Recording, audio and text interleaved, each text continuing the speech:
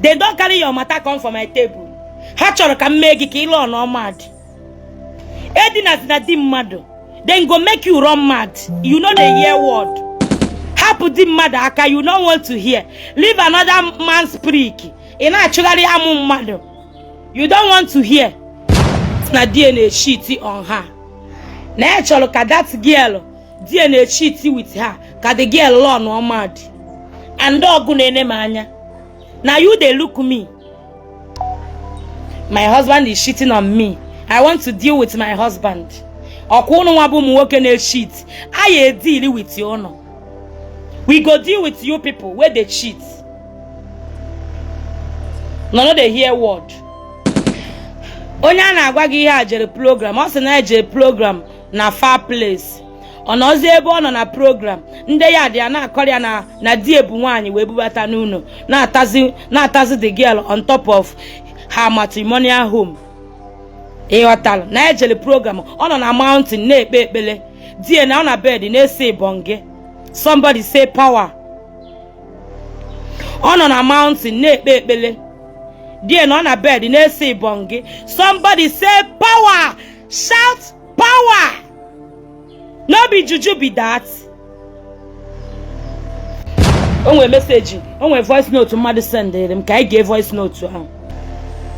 Good afternoon.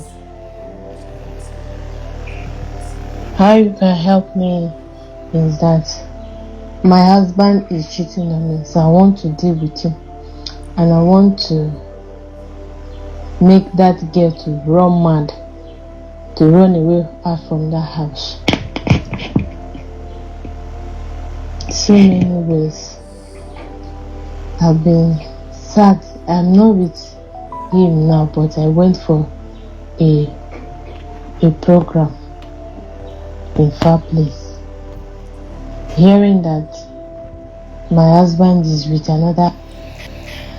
Onya na agwa gi ihe ajere program. O se na ajere program na far place. Ono na mountain na ekpe ekpele. Die na on bed na ese bonge.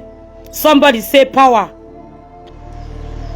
Ono na mountain na ekpe ekpele. Ono na Holy Ghost fire na eti Holy Ghost fire. Chaka prololololo na speaking in tongue. Man another girl na anari adie. O chọghị ikpe ekpere ka ala gbaba the girl. Mana ọ chọrọ ịbịakwute m. Mụnwa ka ọ chọrọ iburu the mata bịakwute m. Ọ chọghị iburu inya, ọ chọghị ịkọs, ọ chọghị ime onye a Holy Ghost fire. Ọ chọghị sendịrị onye a Holy Ghost fire. O buru the case bịa na my table. Si ka ndị iro dị m, ka solve all the matter. You, ọkwa ifuru gị nwa bụ nwa na-ata di mmadụ. Gị nwa bụ nwa na-ata di mmadụ. Ngwa mata ga-abịago na tebụl m. Mata ga-abịago na tebụl m. Hapụ di mmadụ aka. Hapụ di mmadụ aka. Your mata abịago na tebụl m. Favor, mata ga-abịago na tebụl m. Chidimma, mata ga-abịago na tebụl m. Hapụ di mmadụ. Hapụnụ di mmadụ biko nụ. Unu ga-akwesị na m agwaghị unu. Mme treat kwa fuck up gị. I go treat you respect ya na onwe unu. Hapụnụ nwunye mmadụ. Hapụnụ di mmadụ. Hapụnụ di mmadụ biko nụ. Mana manki esi we no na ministry na ekpe ekpele. Ije mountain ikpe ekpele. Ịgba phone gị on. I kwesịrị ịgbanyụ phone gị agbanyụ. Ọ na ịhapụla ekpele buru ike gị butere di gị.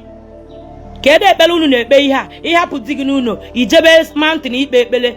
Buru ike gị butere di gị na mana di gị agaghị anọ a minute without ike.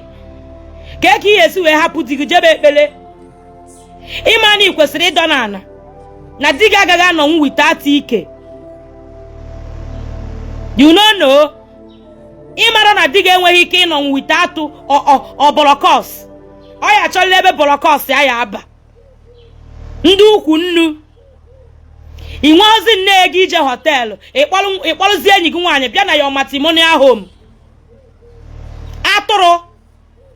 Mkpi na-agbara ọha ewu. Ndị mkpi.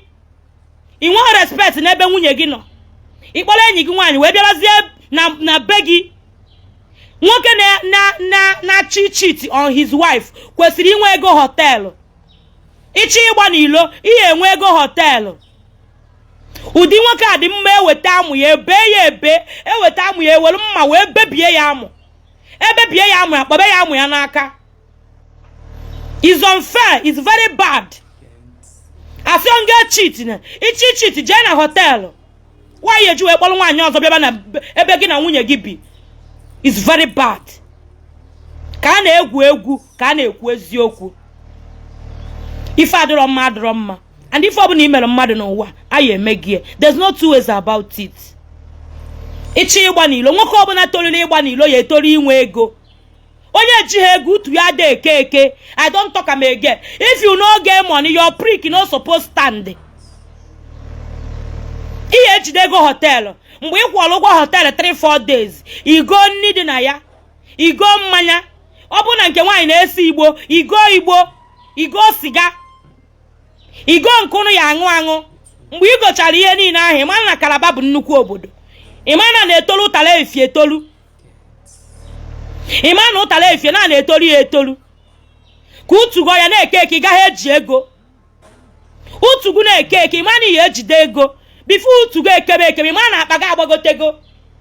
Your wallet ya eko. Wallet gi ko before to go ekebe. Obu ni nwe ego ja manage nke inwe nuno. Go and manage the one where you have for house. Ikporuzie nwaanyi ozo na akpopute na your matrimonial home. Chineke ya abugo onu. Nwaanyi ahu ikpo we bata begi ya anwu na begi. Ifule enyi gi nwaanyi ahu ikpo bata na begi. O ya anwu na enu bed begi. Onwo nenu bedi begi mgbe ijechara police jecha cell ighota ihe na-ekwu iwelo amuguti n'obo ifuru that girl ibu oya anwu nenu bedi begi oya anwu on top of that bed nwanya send the voice note a ife ikwesiri ikwu okwu ebe ịlụ ọrụ n'isi digi okwu digi ka ikwesiri ikwu amamihe na-eme some girls kita ihe ejide digi na nwanyị Ijegojeje gbawa nwaanyị na ịchara ime ka the girl gbaala onwe ife gbasa that girl no be your husband go find am no be your husband go find the girl ọ nọholo onwe ya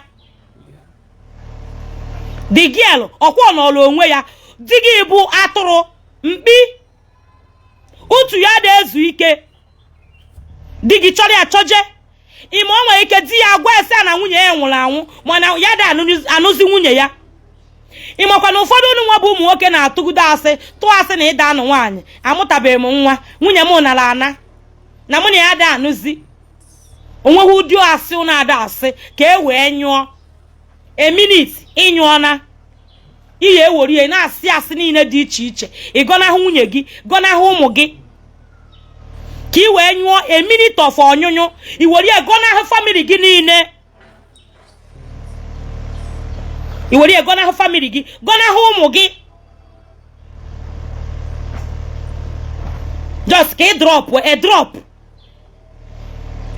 isi asị na ịmụtabeghị nwa isi asị na nwunye gị anana ụfọdụ na-asị gị asị asị na nwunye ha nwụrụ anwụ ụfọdụ na-asị asị na nwunye ha nwụrụ anwụ sikwa asị na nwunye na ụmụ ha nwụrụ anwụ na ya amụtaghị nwa ka I wee nyụọ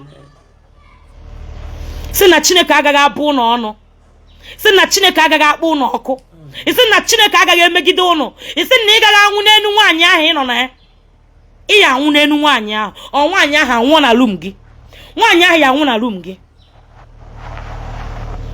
gomife ya chụgido nwaanyị ịkọbara ya nwunye gị ji wee na nwunye gị ji wee nwụọ ọ bụrụ na ị kpọrọ hoda girl bata na room gị story ọ ya na-ada nwaanyị ọbụla ijide nwunye gị ijide di gị n'elu nwaanyị hapụ nwaanyị fesi edi gị na di gị bụ mkpi na-agbala ọha ewu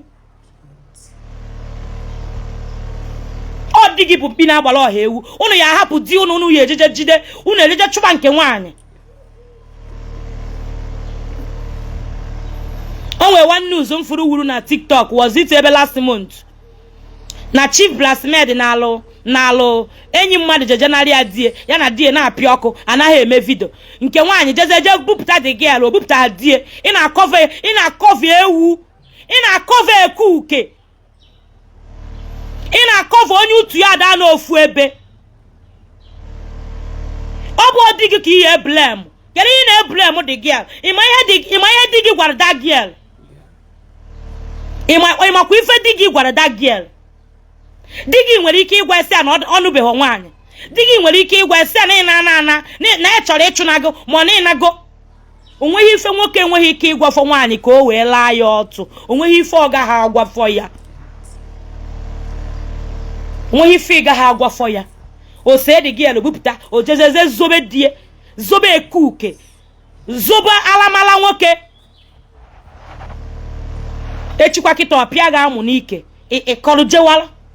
Ichefuo ife niile o mere gị. Nwanne echi ọbịa tụba nwanne gị ime. Because onye mere izuzu izoberie, o mee ibua izowere, o ya eme ịtọ, and nke ịtọ a nwere ike ọ bụrụ mma gị ka ọ ya atụba ime. Mma gị ka ọ ya atụba ime, ọ ya abịa tụba mma gị ime.